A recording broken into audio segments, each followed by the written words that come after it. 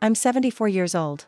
Saying it out loud still sounds strange, as if the number isn't mine. For a long time, I avoided counting the years, as if ignoring them could delay what was to come. Today, I don't run away anymore. Because it was just now, at this age, that something inside me finally woke up. A truth that had been hidden for decades found room to breathe. And it all started when I realized that the silence of my home matched too much with the silence of my life. That's when I understood. I spent too much time believing what I was told. For most of my life, I was told that certain things were normal. That swallowing words was maturity. That giving in was a sign of love. That a good woman knows how to bear. And I believed it.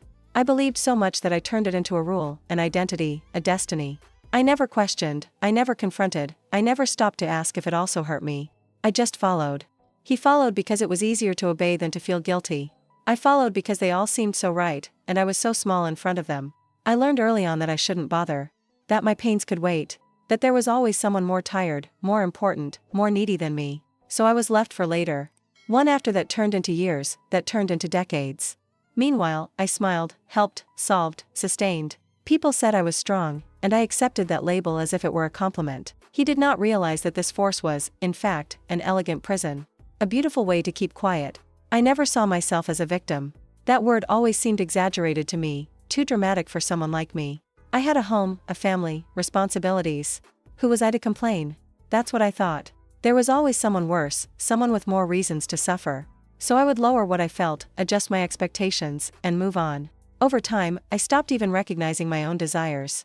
They became distant, almost strange, like memories of a person who no longer existed. Today, looking back, I realize how I was trained to believe that love hurt. That belonging required constant sacrifice. That being chosen meant giving up choosing.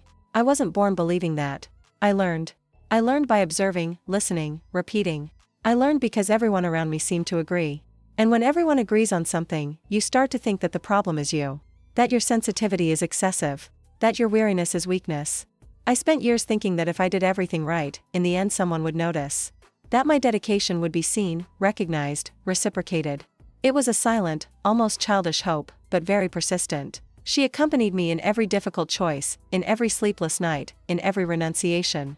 I told myself it would be worth it. That true love is proven in time. That one day, when I needed it, all that would come back to me in the form of care. But time passed. And it passed too quickly. When I realized, my body no longer responded as before, my energy was no longer the same. The people around me went about their lives, as they should. I stayed. I got the feeling that I was useful, but not necessary. Present, but invisible. It was as if my role was over, and no one had warned me. That's when the silence began to weigh down. Not the comfortable silence, but the one that echoes. There were days when I sat alone, staring at the walls of the house that was once full, trying to understand when I disappeared. At what point did I stop being someone to become just a function? It wasn't all at once. It was gradually, in small concessions, in unspoken words, in postponed wills. Each choice seemed insignificant, but together they built a lifetime of self-forgetfulness. I'm not telling you this out of anger. Nor for revenge. I tell you because, for the first time, I can see clearly. I tell you because it took me 74 years to understand that normal is not always healthy. That tradition is not always fair. That silence is not always a virtue. Some truths are frightening when they appear too late, but they still need to be said. Even if the voice trembles. Even if no one asks to listen. This is not just the story of what they did to me. It is, mainly, the story of what I accepted. And assuming this hurts more than any accusation. But it also liberates. Because if I was able to endure all of this by believing lies, maybe I'll still be able to live what's left by believing in myself. Only now I understood. And this understanding, belated as it is, changes everything. Even in silence, I still exist. The fact that you've chosen to stay here and hear this story so far says a lot about who you are. What I'm going to share isn't just about my life, it's a silent truth that runs through many families and is almost never said out loud. If you believe that these stories need to continue to exist so that no one feels invisible, subscribe to the channel and help me keep these voices alive. I was born in a simple house, one of those where nothing was left and almost everything was reused. I don't remember major fouls, but I don't remember excesses either. What was in abundance was the silent rule that everyone needed to know their place. From an early age I learned to observe before speaking, to feel before demonstrating. The atmosphere of the house did not allow for too many questions. There was an invisible order, respected without explanation, passed down from generation to generation as if it were natural. My parents did what they could, that I recognize today. They worked a lot, tired a lot and talked little about feelings. Affection was not something said out loud, it was something presumed. A plate of food on the table replaced a hug. A firm roof needed no words of comfort. I grew up understanding that love didn't need to be explained, just fulfilled. And complying, in that context, meant not causing problems. I learned early on to perceive the mood of adults by the sound of footsteps, the way the door closed, the prolonged silence after dinner. It taught me how to adjust. If the environment was heavy, I was smaller. If someone seemed angry, I disappeared. Not because someone told me to, but because I felt it was the right thing to do. That's how I helped. That's how I collaborated. That's how I existed. I was never a rebellious child. Not because I was naturally calm, but because I quickly understood that being quiet had fewer consequences. While other children cried or complained, I watched. I kept everything inside me, not knowing exactly what to do with it. There was no room to dramatize emotions. Sadness was weakness. Anger was disrespect. So I became an expert at swallowing. I remember few deep conversations. Most of the dialogue revolved around what needed to be done, not what was being felt. And, little by little, I associated value with utility. If I helped, I was praised. If she was silent, she was considered mature. If she accepted without question, she was seen as a good girl. That shaped my identity in a way that I can only fully understand today. There were times when I felt like talking, telling something that bothered me, but I always gave up before trying. A voice inside me said it wasn't important, that it would pass, that I was exaggerating. That voice was not born with me. It was built gradually, reinforced by impatient looks, short answers, and the absence of questions from the other side. I grew up believing that emotions were a kind of nuisance. Something that needed to be controlled, adjusted, hidden. I learned to smile when they expected a smile, to agree when they expected agreement. I was trained not to contradict. And the more I did that, the more I got approval. That confused me deeply, because it seemed to work. I was seen as responsible, reliable, strong. But no one asked how I felt. And I didn't offer that answer either. Over time, I even stopped asking myself the question.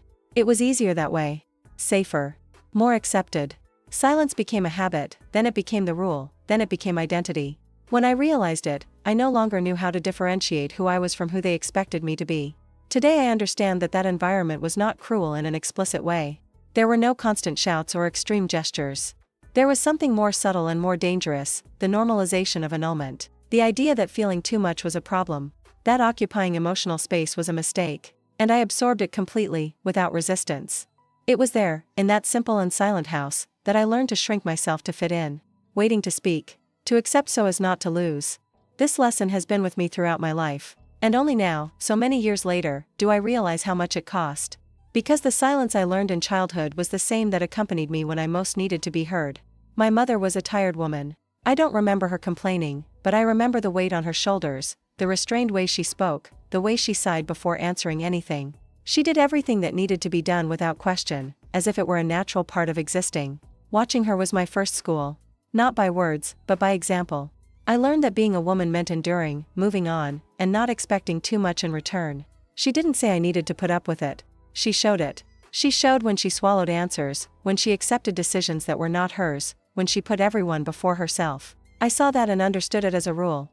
If she could do it, so could I. If she didn't complain, I shouldn't complain. There was a kind of silent pride in that sacrifice, as if suffering in silence was a sign of dignity. I remember some phrases that were engraved in me. Simple things, said without intention to hurt, but that shaped everything. That's just how it is. There's no point in butting heads. Life is not easy. Each time I showed discomfort, she responded with a look that mixed tiredness and advice. It wasn't coldness. It was survival. But I didn't know how to differentiate one thing from the other. She truly believed that she was preparing me for the world. That teaching me to endure was a way to protect myself. Maybe that's what she learned too. Perhaps no one has shown her another possibility. Then she repeated it, and I absorbed it. Without realizing it, I transformed that learning into identity. Holding on has become a virtue. Silence became strength. There were times when I felt like asking if it was fair, but I never had the courage. I saw how exhausted she was and didn't want to be another burden. So I kept my doubts. I kept my feelings. I even kept my dreams. Because it seemed selfish to desire more when she herself never had it. I felt in constant debt, as if my existence required compensation. Over time, I began to admire that resistance. But I also started to copy it. I repeated the same gestures, the same choices, the same silences.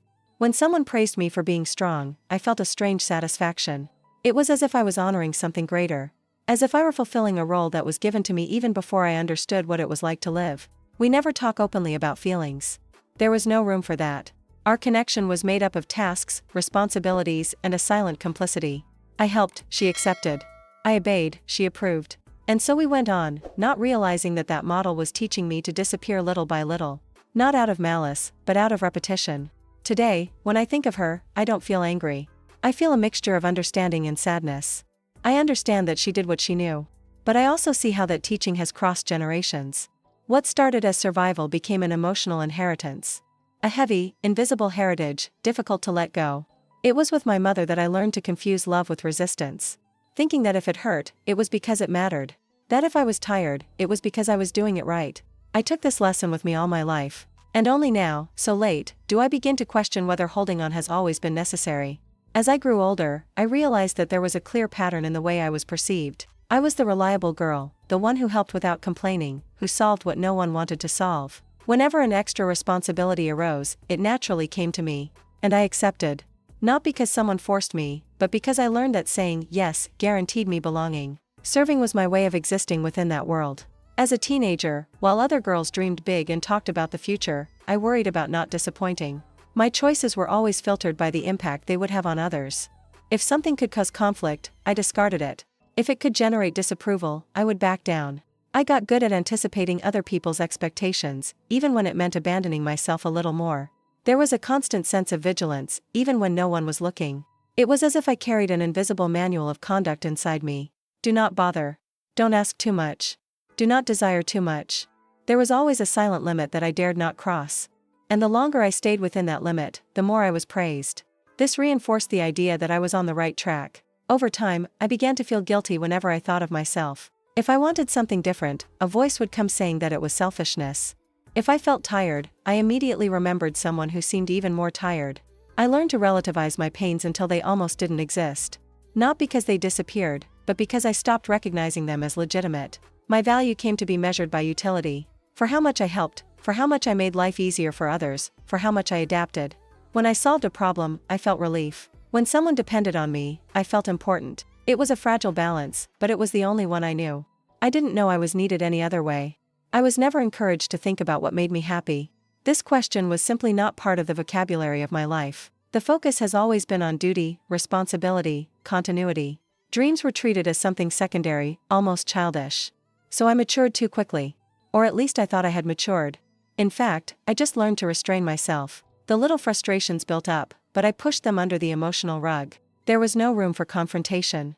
There was no model of dialogue. Silence always seemed the safest option. And so I built an image of stability that hid a deep confusion. On the outside, everything worked. Inside, I was slowly losing myself. There were days when I wondered who I would be if I wasn't always available. The question came quickly and went away even faster. It was not worth insisting. It was easier to remain who they expected. I had already invested too much time in this role. Changing seemed too risky, almost a betrayal. Today I understand that that phase consolidated something definitive in me. I stopped seeing myself as a whole person and started to see myself as support, as a base, as someone who exists to sustain. And when you live like this long enough, you begin to believe that this is all you are. I grew up believing that serving was synonymous with love, that giving myself was proof of value, that being silent was a sign of maturity.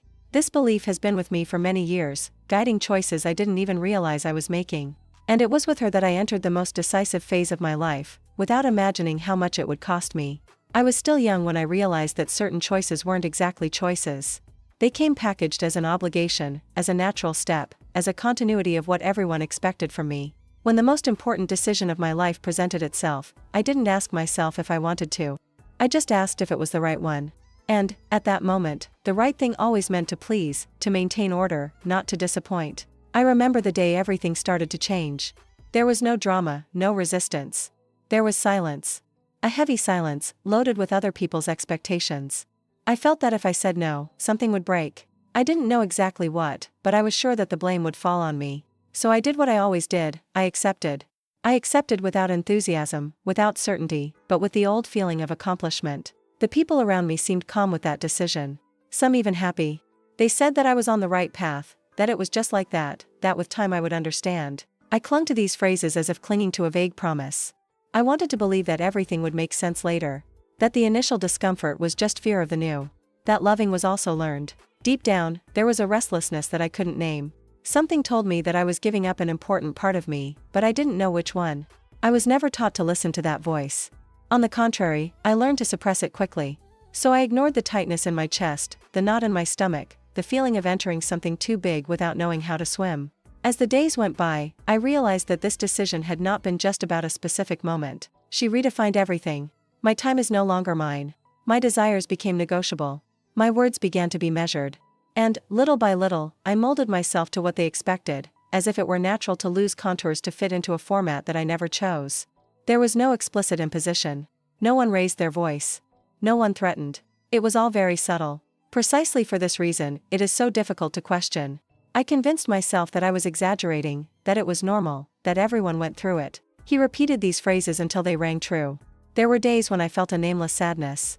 It wasn't something I could explain, nor something others noticed. I kept working, complying, smiling when necessary. On the outside, everything seemed correct. Inside, something was slowly starting to fade. But I had no reference of another path, so I followed. That decision marked the beginning of a life built more on expectation than desire. And the more I invested in it, the harder it seemed to go back. I had gone too far to question. Or at least that's what I believed. The feeling of being trapped started there, even though I still didn't have the words to do so.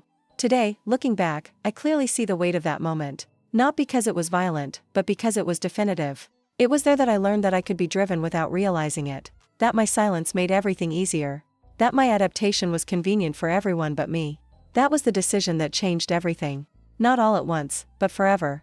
And I kept going, believing that if I kept doing the right thing, one day it would all be recognized. I still didn't know how much this hope would keep me trapped for so many years.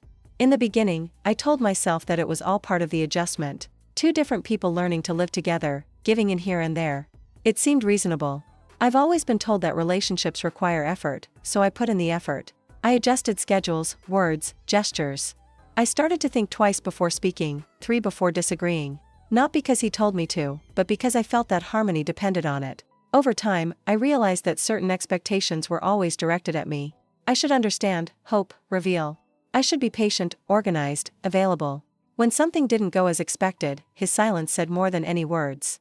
There was no open discussion, but there was a heavy atmosphere that made me feel responsible. So I tried harder. Always more. I started to measure my behavior by his mood. If he was well, I was at peace. If he closed himself off, I blamed myself. It was a silent game, difficult to explain to those who see it from the outside. Nothing seemed wrong in any obvious way. But inside, I was always on alert. Always trying to predict, avoid, adjust. It tired me deeply, but I didn't know how to get out. My desires were getting smaller. Simple choices began to be negotiated internally even before they were said. I wondered if it was worth insisting, if it wasn't better to let it go. Almost always, it wasn't worth it. It was easier to give in than to deal with the discomfort that came after. And so, little by little, I molded myself to what was expected of me. When I tried to talk about something that bothered me, the conversation changed direction. Either I was too sensitive, or I was exaggerating, or creating problems where there was none. I heard this so many times that I started to believe it.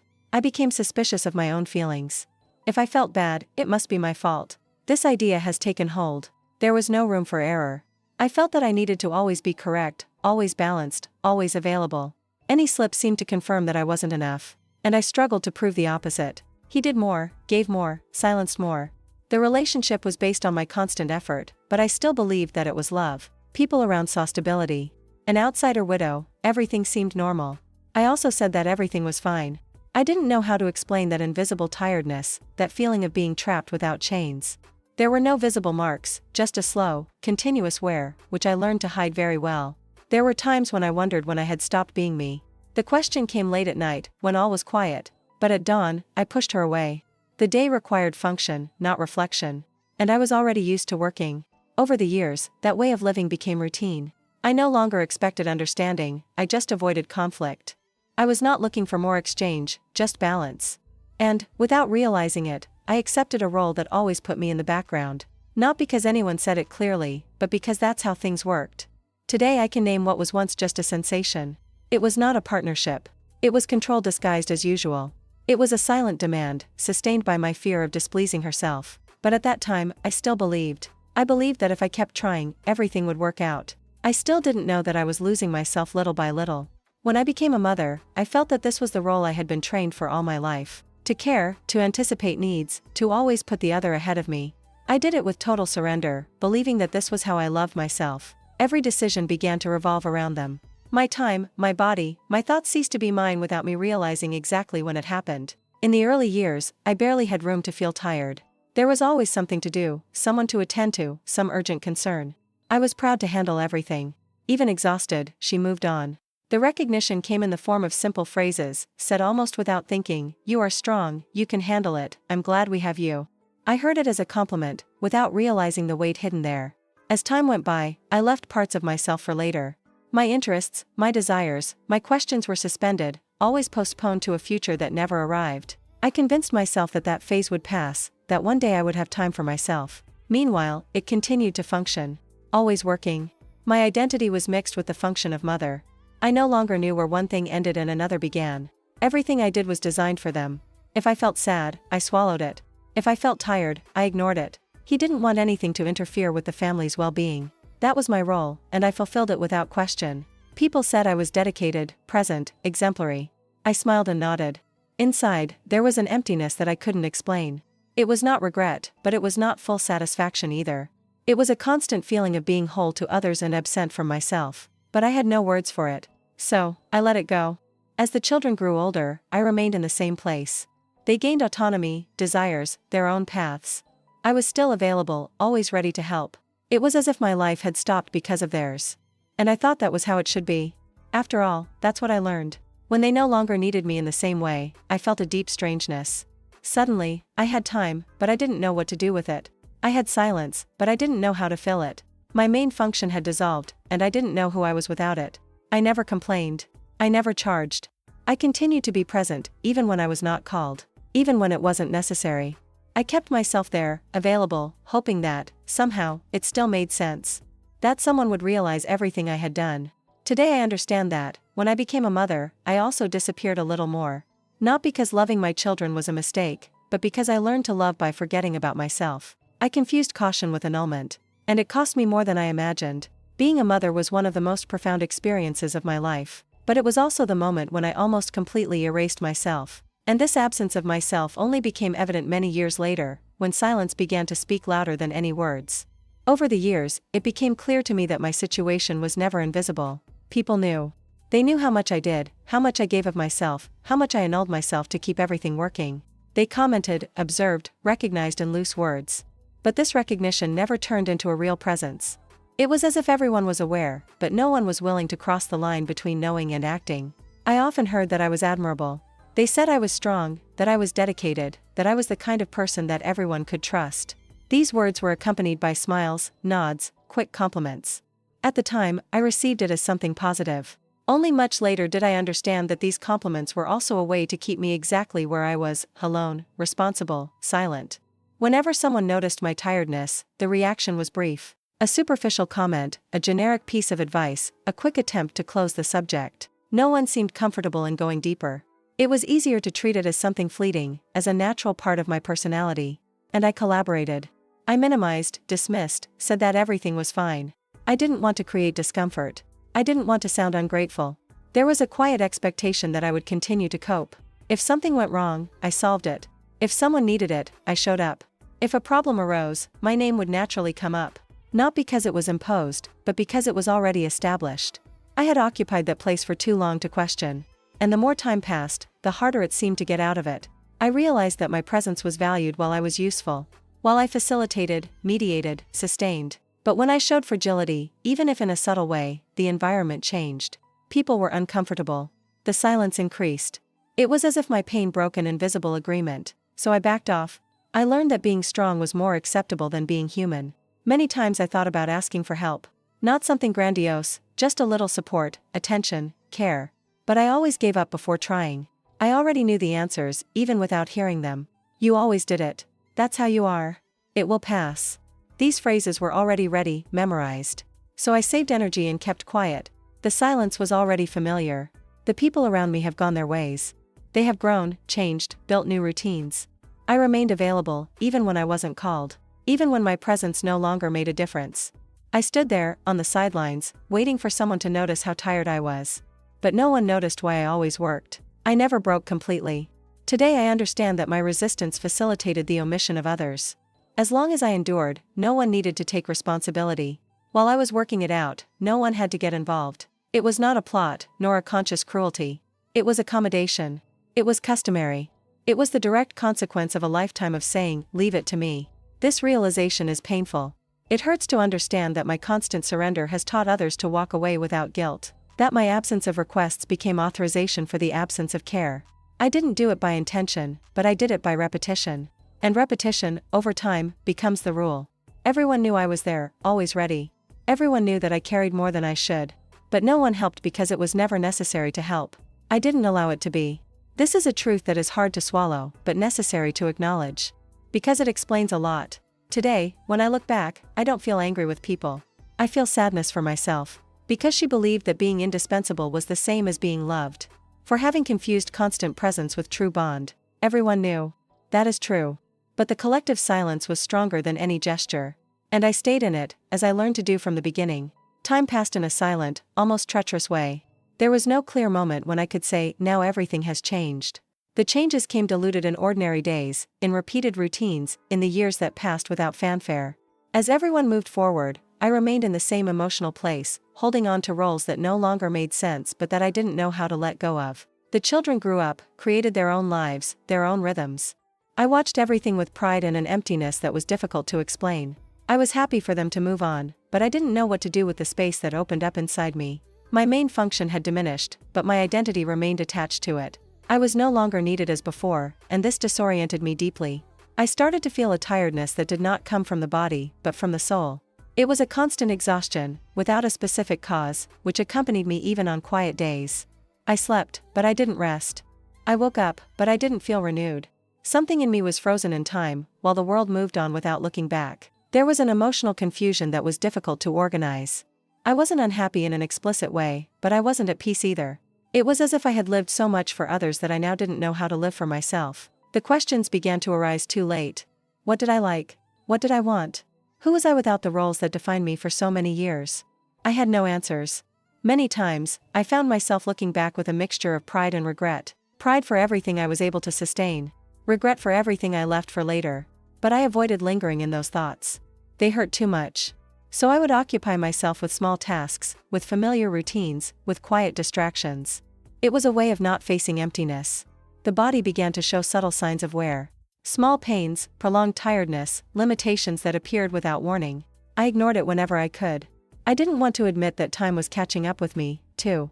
I continued to treat myself as someone who needed to cope, even when I couldn't do it the same way. Asking for help still seemed unthinkable. People saw me as they always saw me. Stable, responsible, present. No one realized how much I was falling behind. And maybe I didn't want them to notice either. To admit this would mean to acknowledge that something was wrong long ago. And I didn't know what to do with this finding. The days began to look too much like each other. The feeling of the passage of time became strange, as if the years were passing too fast, while I remained still. I watched life happen from the outside, like someone who observes through the window something that was once his. There were moments of lucidity, when I clearly realized that I was living a consequence. But soon these moments were drowned out by routine. There was always something to do, someone to attend, some small problem to solve. And I clung to that as a way to continue being useful. Utility was still my refuge. Today I understand that, as the years went by, I was falling behind emotionally. Not because of incapacity, but because of lack of permission. I never allowed myself to move forward with time.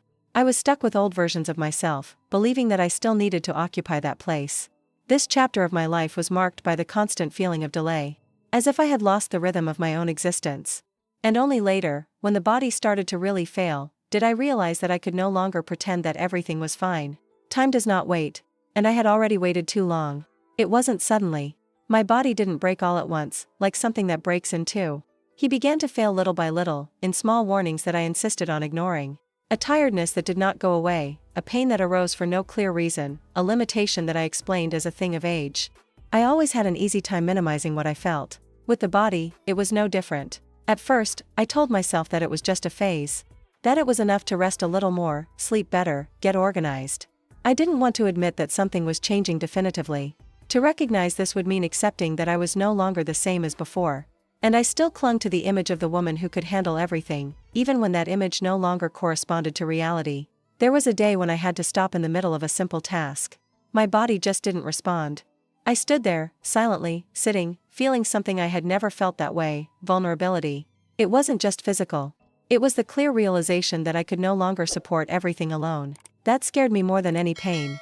Even so, I kept trying. He adjusted the pace, but did not change his behavior. He took hidden breaks, rested when no one saw. I didn't want to worry anyone.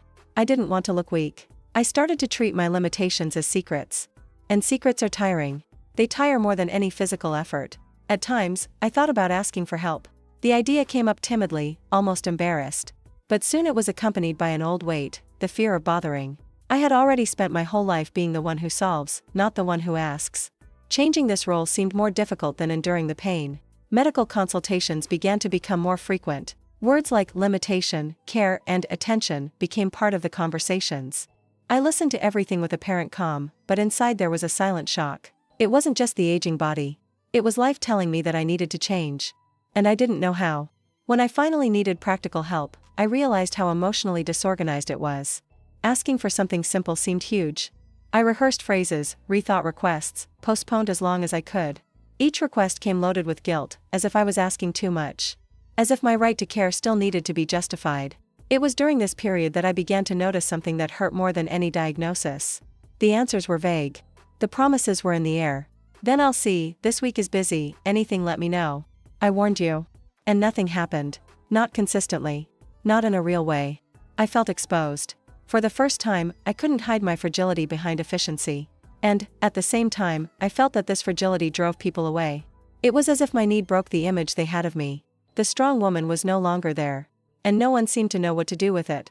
There were nights when I cried alone, not because of the physical pain, but because of the feeling of disturbing the world. I, who had always facilitated it, now seemed like an obstacle. This inversion confused me deeply. I wasn't prepared to be seen as someone who needs it. It was there, when my body began to fail, that something essential revealed itself. I had spent my whole life taking care not to depend on anyone.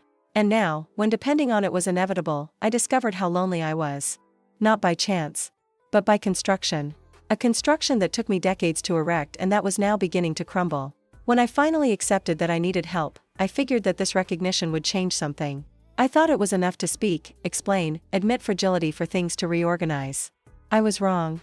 What I found was not acceptance, but a silence that echoed louder than any direct denial. A polite silence, full of vague excuses and promises that were never fulfilled. At first, I still tried to justify the absence of others. I thought they were busy, that they had their own worries, that it was just a phase. I have always been good at finding explanations that would relieve others and weigh me down. So I waited. I expected calls that didn't come, visits that were postponed, answers that arrived incomplete. Each ignored request left an invisible mark. It was not only the help that was missing, it was the silent confirmation that I no longer occupied an important place. When I was useful, there was presence. Now that I needed it, there was distance. This realization did not come all at once, but when it took hold, it was devastating. I began to measure my words even more carefully. She was afraid of seeming insistent, needy, exaggerated. Then I reduced my orders, until they almost disappeared. Sometimes, I needed it a lot, but I said that everything was under control. Not out of pride, but out of shame. The shame of realizing that my dedication did not guarantee reciprocity. There were days when I felt completely invisible. Not in the literal sense, but emotionally. As if my existence had lost relevance. The conversations continued, but always superficial. They asked how I was doing, but they didn't expect an honest answer. And I quickly learned to answer okay, even when I wasn't. The most painful thing was not the physical absence, but the lack of initiative. The feeling that no one thought of me spontaneously. I needed to remind people that I existed, that I needed it, that I was there. And it hurt something deep inside me. Because I never had to remind anyone when they were the ones who needed it. At times, I felt angry. A silent, restrained anger that I didn't know how to express. Soon after, came the guilt. Maybe I was asking too much. Perhaps it was selfish to expect something now. This internal conflict consumed me. I oscillated between indignation and self-criticism, without finding rest. There was a specific afternoon when I realized the real dimension of my loneliness. I was sitting, in need of something simple, and I realized that I had no one to call without feeling that I was getting in the way. This realization left me breathless. It was not a lack of people. It was a lack of true bond. At that moment, something inside me broke. Not dramatically, but definitively. I understood that I could no longer sustain the illusion that my surrender had built emotional security. She had built dependence on others for me, but not care for me. The silence I found when I needed it was not an accident. It was the result of a lifetime of putting me on the back burner. Recognizing this hurt deeply, but it also opened a crack of lucidity. For the first time, I stopped blaming myself for missing it, and I began to see reality as it was. That was the lowest point, the moment when all seemed lost. But it was also there that the truth began to form, even if it was not yet entirely clear. Silence spoke. And what he said changed everything. This is the hardest part to tell. To say this now means to expose a pain that I have learned to hide my whole life, and to take on the emotional cost of saying out loud what has always been silenced. If you've come this far with me, it's because you understand that some truths need to be told so they don't consume us inside. Therefore, I ask you, sign up, not as a support for me, but as a gesture so that stories like this are not erased along with those who had the courage to tell them. After that prolonged silence, something began to reorganize itself inside me. It was not immediate, nor comfortable. It was a slow, almost painful process of looking at life itself without the justifications I had always used to endure. For the first time, I stopped trying to explain the behavior of others and began to observe what it was doing to me. This shift in focus opened up an old wound, but it also brought clarity. The truth began to emerge in small, almost banal moments. At a doctor's appointment, I heard that I needed constant care. In a quick conversation where someone changed the subject when I tried to talk about how I felt. On a silent afternoon, alone, in which I realized that I was trying once again not to bother. These situations, together, formed a portrait impossible to ignore. I started to revisit my story with different eyes. I remembered how many times I normalized situations that hurt me. How many times have I accepted ready-made explanations so as not to create conflict? How many times did I believe that the problem was my sensitivity? This review was not kind. It hurt. But it was also necessary. Because it showed me a pattern that I had never dared to name.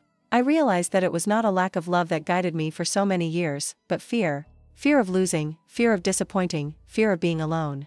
And that fear led me to accept much more than I should. I accepted to be controlled, silenced, molded. Not by direct imposition, but by constant expectation. I learned to fit into the space I was given, even when it was too small. The truth that emerged was simple and devastating at the same time. It was not love that they asked of me. It was absolute availability. It was a presence without reciprocity. It was careless delivery. And I confused that with affection because that's what I was taught from an early age. Admitting this was like taking an old weight off your chest and, at the same time, feeling the emptiness it hid. There was resistance within me. Part of me still wanted to defend people, justify absences, minimize pain. But another part, more tired and more honest, began to impose itself. She said that I was entitled to more. That I wasn't wrong for expecting care. That my loneliness was not an exaggeration. Hearing that voice was strange, almost uncomfortable, because I wasn't used to putting myself in that place. I also realized that this truth was not welcome. Not for others. Whenever I tried to express something deeper, the room closed. People preferred the old version of me, the one that didn't question, that didn't need, that didn't expose wounds. My lucidity bothered me. And this further confirmed what I was beginning to understand. I didn't want confrontation at that moment. I didn't want explanations or apologies. I just wanted to understand. And understanding required accepting that some relationships were sustained only while I annulled myself. This acceptance was a silent mourning. The mourning of the idealized family. The grief of the reward I've been waiting for so long. I cried alone many times during this process. Not out of weakness, but out of recognition. Each tear seemed to validate something I had denied for decades. I was sad because I had reasons. I was tired because I carried too much. I was alone because I was taught to be too self-sufficient. These realizations hurt, but they also gave me back something I had lost, emotional dignity. The truth that no one wanted to hear was, in fact, the truth that I needed to hear. That my pain was not a fabrication. That my story was not an exaggeration. That my silence had consequences. And, for the first time, I did not run away from this truth. I welcomed her, even though I was trembling. This chapter did not end with ready-made answers, but with a profound certainty. I didn't need to prove anything to anyone anymore. What I experienced was real. What I felt was legitimate.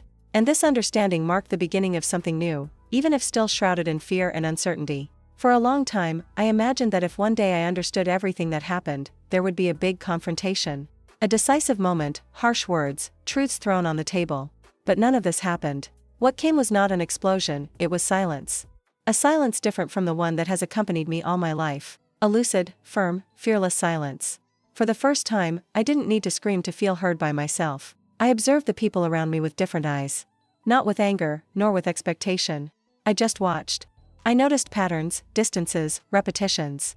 I noticed how some relationships only worked when I was available, when I didn't demand it, when I didn't need it. And this observation alone was enough. There was nothing more to explain.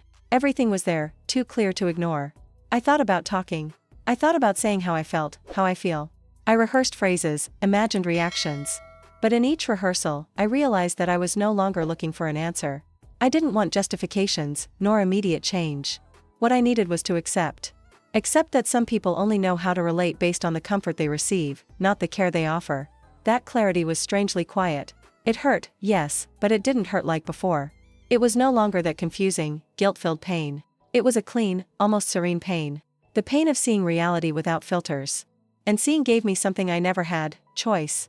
Even if late, even if limited by time, it was still a choice. I realized that confronting would require energy that I no longer wanted to spend. I spent my whole life trying to adjust, explain, sustain. Now, I wanted to rest.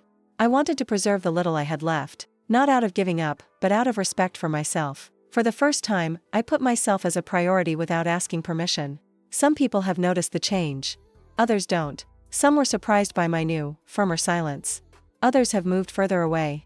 And all this confirmed something important to me. My transformation did not depend on anyone's reaction. I didn't need to be understood to be sure about what I felt. Accepting did not mean agreeing. It meant stopping fighting against what it always was. It meant no longer expecting the other to become something they never showed themselves to be. This acceptance did not come with immediate relief, but it did bring stability. An internal base that I had never built. There were moments of deep sadness, it is true. Especially when he realized that certain fantasies needed to die. The fantasy of the family that welcomes without being called. The fantasy of spontaneous care. The fantasy of the late reward. Burying these ideas was a silent but necessary mourning. At the same time, I felt something new being born. A kind of quiet dignity. I didn't need to prove anything anymore. I didn't need to justify my tiredness, nor minimize my pain. I could just be. With limits. With less delivery. With more honesty with myself. There was no confrontation because there was no more dispute. The conflict that existed for so many years finally ended within me. And that changed everything. For the first time, I felt whole, even with the losses. Even with the silence around. Clarity did what no discussion would have done. This chapter of my life did not end with applause, nor with miraculous reconciliations. It ended with something rarer, peace. A discreet peace, built on truth. And it was from there that I began to see what could still exist, even after everything. After clarity set in, there came a different silence. A silence that did not hurt immediately, but that invited revision. It was in this space that I began to see everything I had lost while trying to please. I didn't just lose concrete things. I lost possibilities, versions of myself, paths that I never got to explore because they always seemed too inconvenient. I missed the chance to say no when my body was asking for rest. I lost moments of spontaneity, of lightness, of choice. Many times, I have silenced opinions to keep the peace. I have swallowed desires to avoid conflict. Each resignation seemed small, justifiable. But together, they formed a huge absence. A life lived for the balance of others, not for my truth. There were dreams that were never born because they were considered impractical before they were even thought of. I learned to filter desires before I felt them completely. If something seemed too demanding, I gave up. If something put me in the spotlight, I backed off. I got used to being deep, never figure. And that profoundly shaped the way I saw myself. I also lost intimacy with myself. I spent so much time attentive to what others needed that I stopped listening to my own signals. I didn't know how to identify my limits, my tastes, my needs. When I tried to look inside, I found silence. An empty silence, the result of years of well-intentioned self-annulment. There were times when I felt envious of those who seemed to live more freely. But I turned that feeling into guilt quickly. I told myself that everyone had their own path, that I had made my choices. And it was true. But they were choices made under conditioning, not under full freedom. Recognizing this was difficult, because it required honesty. I also lost time. Time waiting for recognition, waiting for change, waiting for someone to notice. That time does not come back. And accepting that hurts. It hurts because there is no way to redo, only to understand. I had to accept that part of my life was lived in waiting. A silent wait, which was never fulfilled. At the same time, I realized that I didn't lose everything. I lost a lot, yes, but I didn't lose the ability to see now. I didn't lose my sensitivity. I didn't lose the lucidity that came late, but it arrived. This does not erase the past, but it changes its meaning. It gives contour to what was once just diffuse pain. There was sadness when recognizing these losses. A deep, mature sadness, without revolt. It wasn't anger at anyone in particular. It was mourning. I fight for what I didn't live, for what I postponed, for what I let slip believing I was doing the right thing. Allowing this mourning was necessary. I had never allowed it before. For the first time, I did not try to justify these losses. I didn't say that everything happened for a greater reason. I didn't look for immediate meaning. I just recognized it. I recognized that pleasing too much has a high cost. That living not to bother can mean disappearing. And that no one gives back what is lost in this way. This recognition did not destroy me. On the contrary, he brought me a kind of emotional sobriety. I couldn't change what happened, but I could change the way I related to it. I could stop punishing myself for choices made without full awareness. He could treat me with more compassion. What I lost trying to please does not define everything I am. It does define a part of my story. But you don't have to define the end of it. There was still something ahead. Maybe not too long, maybe not too many possibilities. But there was dignity. And that, I now knew, was non-negotiable. Getting here was not easy. Looking at everything I have experienced, everything I have accepted and everything I have lost required a courage that I did not know I still had. For many years, I thought that overthinking was dangerous, that revisiting the past would only bring pain. But I discovered that the real weight was not in remembering, but in pretending that nothing happened. Facing the truth, even late, was the first honest gesture I made for myself in a long time. Today, when I look at my history, I don't see it just as a sequence of mistakes or sacrifices. I see a woman who did what she knew with the tools she had. A woman shaped by silence, guilt, and the expectations of others. That doesn't diminish me. Explain it to me. And this explanation brought me something I never had: kindness to myself. I don't expect people to change now. I don't expect apologies or belated recognition. I waited too long. What I want today is simpler and, at the same time, deeper. I want to live what is left without erasing myself. I want to respect my limits, even if it displeases me. I want to say no when necessary, without carrying guilt as punishment. I learned that love shouldn't require annulment. That presence without care is just habit. That constant silence is not a virtue, it is a sign of something wrong. These lessons came late, but they came with force. And they changed the way I see myself in the world. I'm not just the woman who endured. I'm someone who has woken up. If you who listen to this story recognize yourself in some part of it, know something important: you don't have to wait decades to hear it. You don't have to get sick to realize that something is wrong. You don't have to disappear to be accepted. The price of silence is too high, and it is charged gradually, almost without warning. I spent my whole life believing that I needed to deserve care. Today I know that care is not deserved, it is offered. And when it doesn't come, it says more about the other than about us. It took me a while to understand this, but I understood. And that understanding has changed the way I walk, even now, with slower steps. I'm not going to romanticize what I experienced. There was pain, there was loss, there was loneliness. But there was also resistance, awareness, and finally, truth. My story does not end with exaggerated joy, but it ends with dignity. And that, for me, is enough. Some truths wait a lifetime to be told, but even late, they still matter. And so did I. If this story touched you in any way, it's worth sharing. Not just as a personal account, but as a reflection of silent patterns that cross families and generations. By sending this video to someone who needs to hear this today, you turn sharing into an act of solidarity, a way to break silences that still imprison many people. I'll stay here reading every comment, really. Tell me, from what city and country are you watching, and what part of this story has stayed with you? Your words carry weight for me, they do not pass in silence.